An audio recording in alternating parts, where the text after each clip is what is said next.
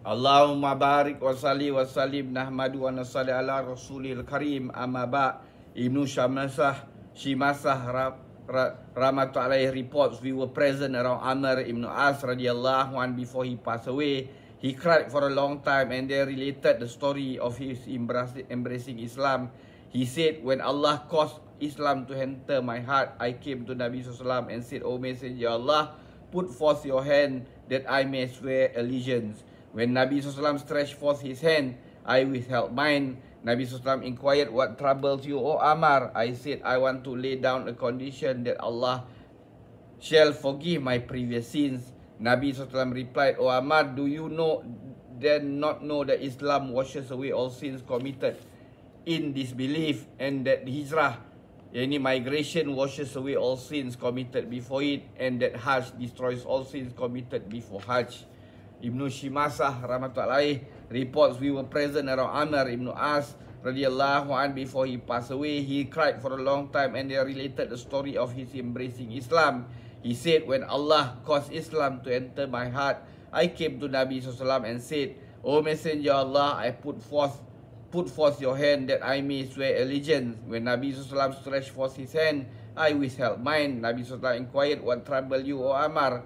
I said, I want to lay down a condition that Allah shall forgive my previous sins. Nabi SAW replied, O Ammar, do you then not know that Islam washes away all sins committed in disbelief, and that the hijrah, any migration, washes away all sins committed before it, that Hajj destroys all sins committed before Hajj.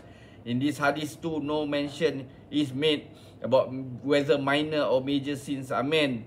An important point to bear in mind is that as far as mutual relations are concerned, a person commits a wrong against another. In these two things are involved: the wrong committed against the fellow man and the sin for committing that wrong. Let it be noted that the sin in itself is forgiven, but as for the wrong, that cannot be corrected. For example, when a person steals someone's possession, there is a stolen article and the sins of theft.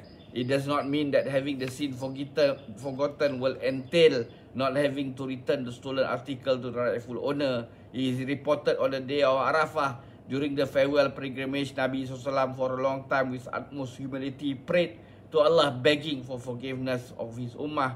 Whereafter Allah replied, I have accepted your dua and granted your wish. In that whosoever commits a sin against me, him I have forgiven. However among them commits a wrong against his fellow man, against him I shall take revenge. Thereafter, Nabi SAW again repeatedly begged, O Allah, you are able to forgive even that wrong for the wrongdoer. At that time, no reply was given, but on the following morning at Muzdalifah, this prayer too was accepted. Nabi SAW smiled pleasantly while deeply engrossed in prayer and meditation, which was not his habit.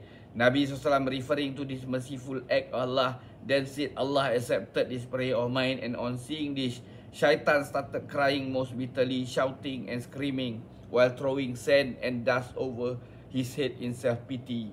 Targhib. May Allah give us tawfiq to put all this into practice and convey to others. Subhanallahi wa bihamdihi. Subhanakallahumma bihamdika asyhadu an la ilaha illa anta astaghfiruka wa atubu ilaik.